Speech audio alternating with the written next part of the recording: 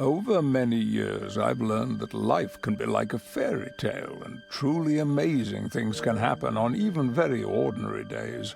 That special night, it all began with a girl who always had her head stuck inside a book. She loved monsters, robots, and battles, but she was ready to find a new story. Luckily, she was on her way to my bookstore. She brought me a book she'd found hidden away deep inside my shop, and I opened it to find drawings tucked inside, and they were familiar. I felt memories begin to stir inside me when an old photograph fell out from between the pages. It had been torn in two, and it showed a young girl in ragged old-fashioned clothes. I knew her, didn't I? Was it my old eyes, or did the girl in the picture have the same expression as the girl before me? I brewed some tea and decided that I was going to tell her a story, a robot story, about my friend, the girl in the photograph. The memories were swarming inside my head. I was up on the city rooftops and police were chasing. I ran as fast as I could, and still they came after me.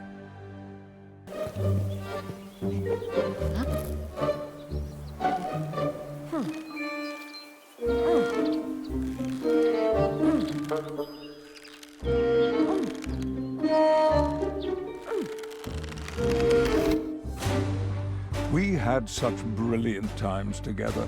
Nothing could spoil those days, it seemed.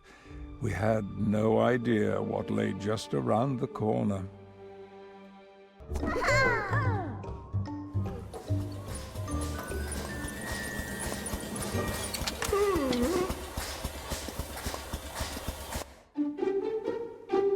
I went to stay at her grandfather's house, where the old man was confined to a wheelchair. We played and laughed and ate together, like a new little family. To earn my keep, I would help around the house and garden. As her birthday was soon, and as I was such a brilliant thief, naturally I would teach her to steal a cake. And so, one day, we returned to the city.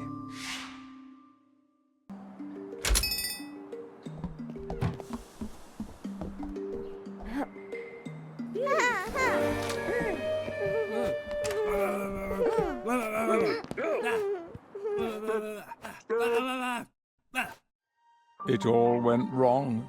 She watched as I was caught trying to steal that cake. I was led away, and there was nothing she could do. It wasn't even a very big cake. The soldiers were angry with me, but they had more important things to think about. The army was setting up lines of defense. Invaders were coming. Then came the distant roar of aircraft and tanks and the deathly tramp of metal feet. But my friend didn't leave me. She was determined to come to my rescue.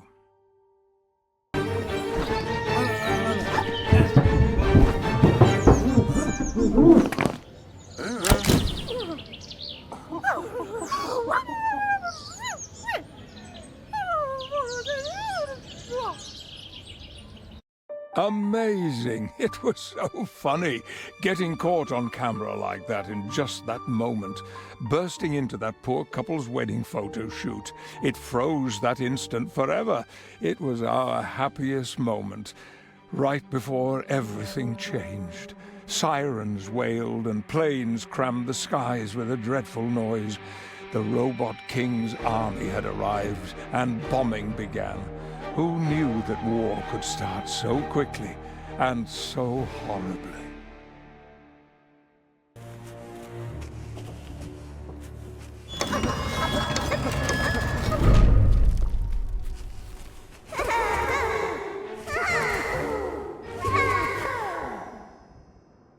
The bunker wasn't the ideal spot to celebrate her birthday, but we made the best of it. I tried to keep up her spirits. Everything would be fine. We'd survive. Her grandpa would be okay. I'd even managed to save the cake. We could hear the noise of bombs.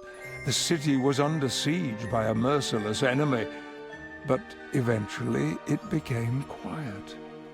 What would we find up there?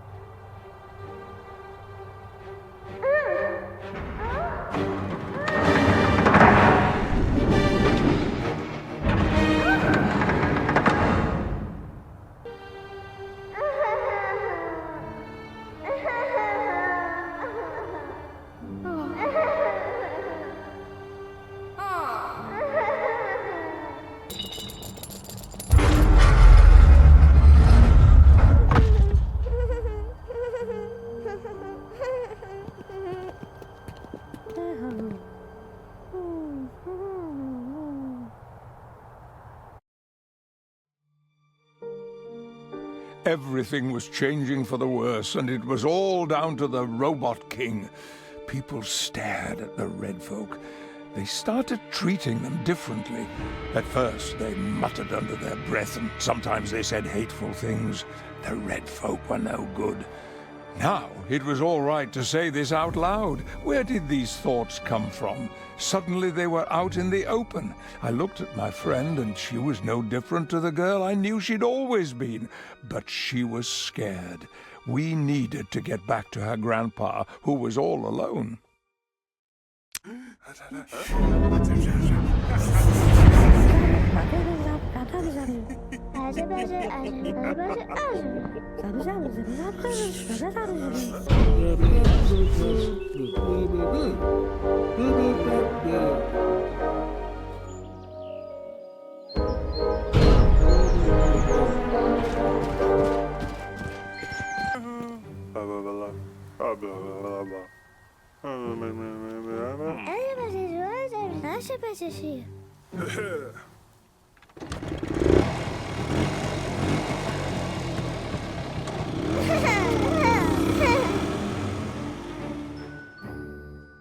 The city was wrecked and people were terrified. Her grandpa's house was a ruin, but the old man was waiting. He was so glad to see us again.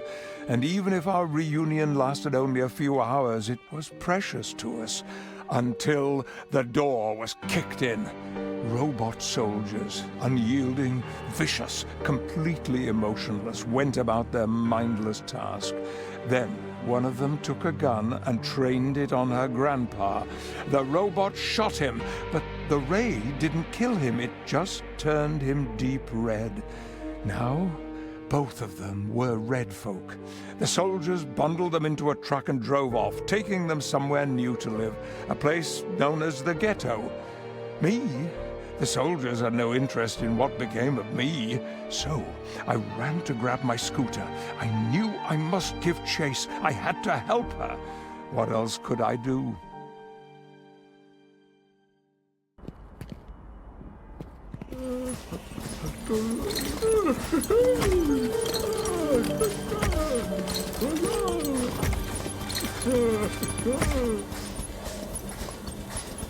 I managed to smuggle a radio in, and we tuned it secretly. We listened to news about the wider world, and none of it seemed good. This was how the Robot King had decreed life must be, and the robot soldiers made sure the Red Folk couldn't go through the new wall or ever leave the ghetto. But we still found ways to play and be happy. We went over to the orphanage, where there were loads of kids who'd been separated from their parents. Now they had Janusz to look after them. Janusz was a kindly older man with a woolly beard and round glasses. They knew they were safe to play because he would always be there for them, whatever happened.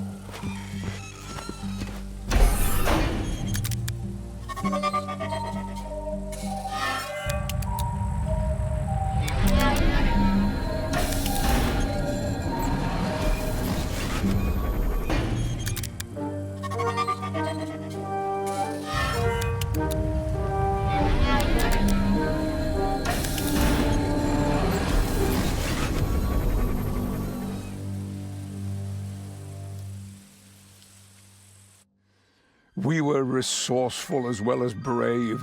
Who would imagine we could build a robot disguise out of bits of old junk? A fake robot so good it could actually convince all the other robots. Why, we even managed to infiltrate the rocket that flew up to the Dark Tower where all the precious medicines were hoarded. What an amazing adventure that was! You think it's far-fetched, do you? You think it's unlikely us kids could build a robot disguise out of bits and bobs? You don't believe we'd be brave enough to go over the wall and into the Forbidden Zone? Well, perhaps I do exaggerate some details, but we were brave indeed, and we did our very best to steal the drugs. The orphans in Janish's care needed the medicine very badly.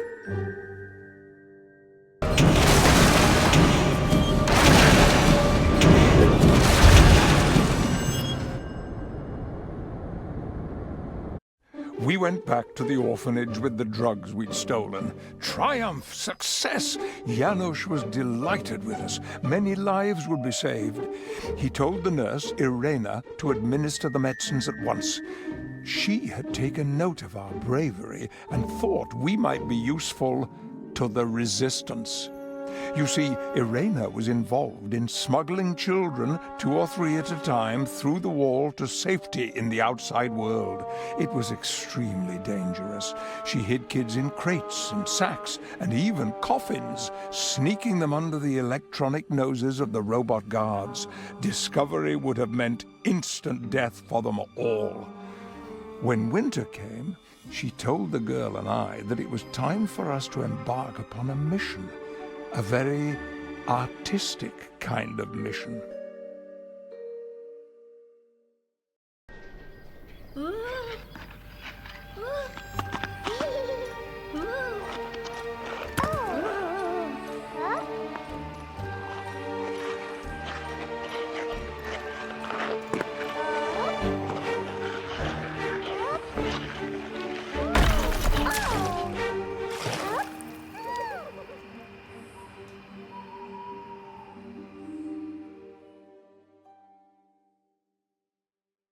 It was fantastic, seeing the bright posters going up everywhere in the ghetto. They proclaimed the wickedness of the robots and told everyone how soulless they were. This wasn't the way things were supposed to be, the posters said. But times were getting even harder behind the wall. Every day there was less to eat. Then came rumors of a great supply of free food. Surely it couldn't be true.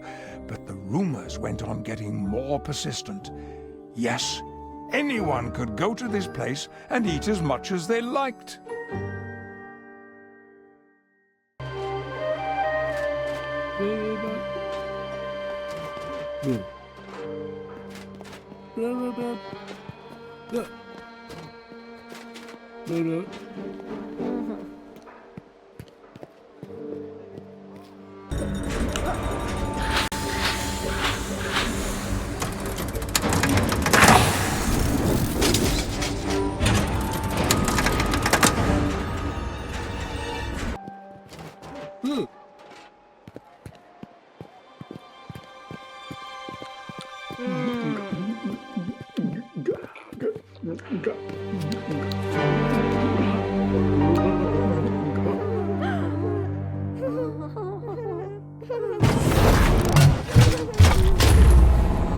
It was happening all over the ghetto. We were all trapped and carried off. The Robot King had tricked everyone. I had disguised myself as one of the Red Folk. I wanted to be just the same as my friend. Whatever her fate was, I wanted to share it. The train sailed through the night skies, taking all us Red Folk far away from our homes.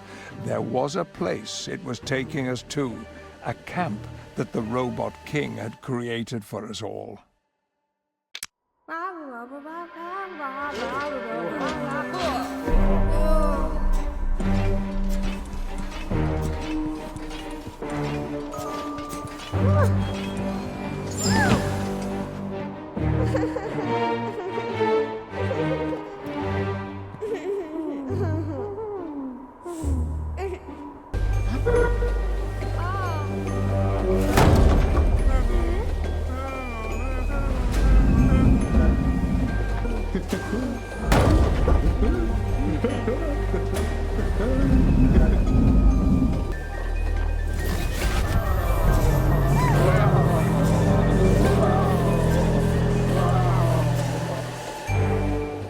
We were hopeful and brave.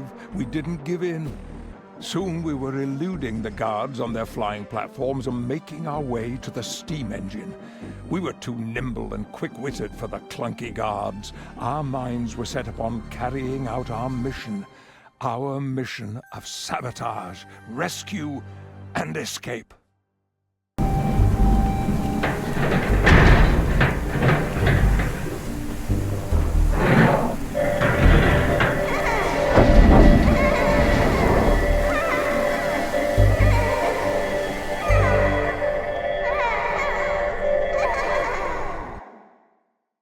We clung to each other desperately as the engine went haywire, and then, kaboom! It exploded and hot shards of metal flew everywhere.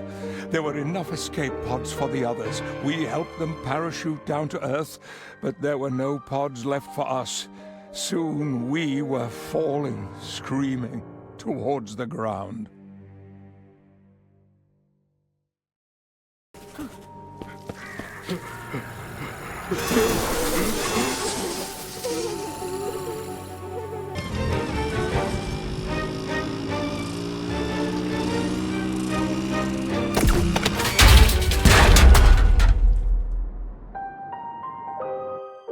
We'd actually got out alive. We were somewhere deep in the countryside. There was a homely-looking cottage. The old couple who lived there were both wearing black and white. Our red clothes stood out a mile, and we worried they'd turn us in. But they brought us indoors. They showed us to their attic and gave us a meal. But we couldn't help thinking about her grandpa at home. He wasn't safe and warm at that moment. The next day, the old couple were concerned as they waved us off. We were returning to the city for her grandpa, facing almost certain death.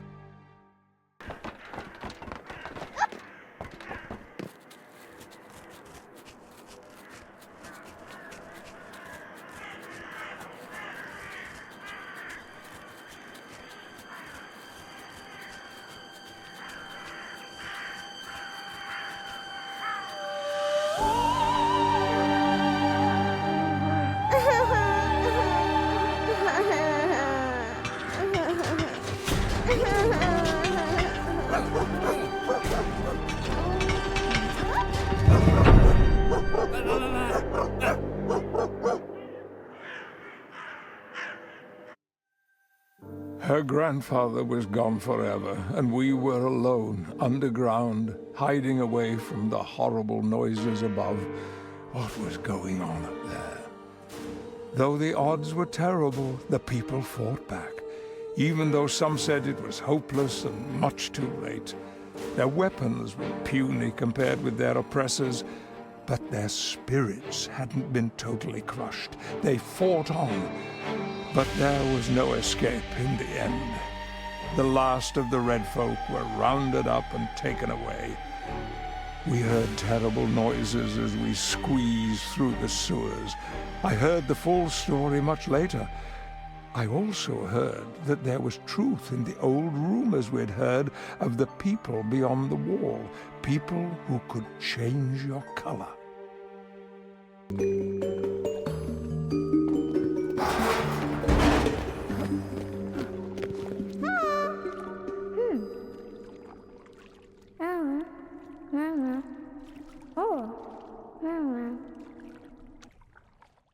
We found the little girl and she told us her tale.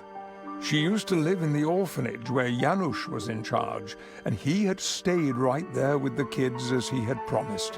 When the robots came to take them away, he refused to leave their side. He held their hands as they all stood together. Then the robot guards led them all away. Even though the resistance could have saved Janusz, even though he could have escaped, he kept his promise. And he went along with the children into the flying train.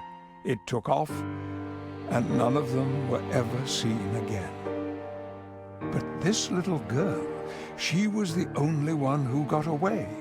And now she was talking about a couple on the other side of the wall. Somehow she knew that if she could get to them, they would adopt her and perhaps change her color. Then she would be safe.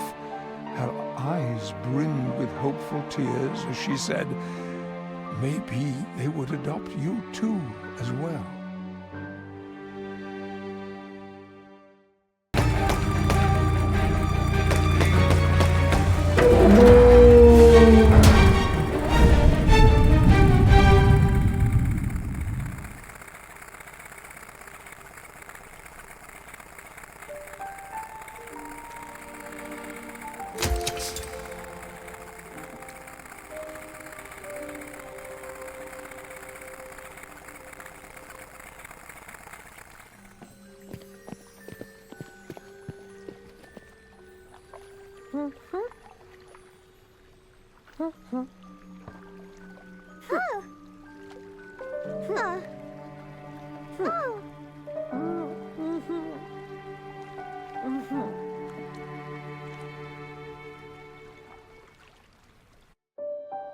The couple were keen to make my friend part of their lives. I was so glad for her. She would be safe at last in the world beyond the wall. But there was only room for one child. So it was time for the two of us to part. We had come through so much together. She took out the photograph of the two of us, the one that had been taken on the last day before the invasion. She tore it in two, so we'd both have half, to remind us of each other. Then she went away, and I never saw her again. After that, I had many more adventures, of course, but that is all a story for another time, perhaps. And maybe one day, I told the girl in my bookstore, you will hear it, my dear. She was looking at me, thunderstruck. I've heard that story before, she said, about the girl and the boy and the photograph from my grandma. Downstairs, the shop doorbell rang.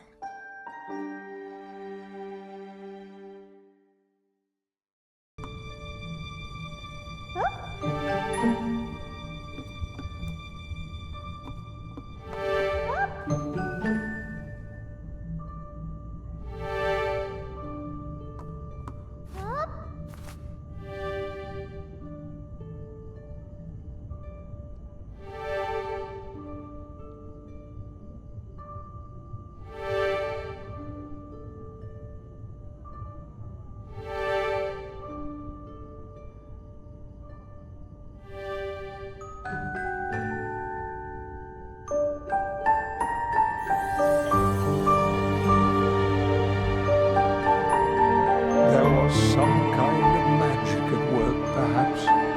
Magic that brought her grandmother to my door that very night. We went downstairs, and I saw her waiting.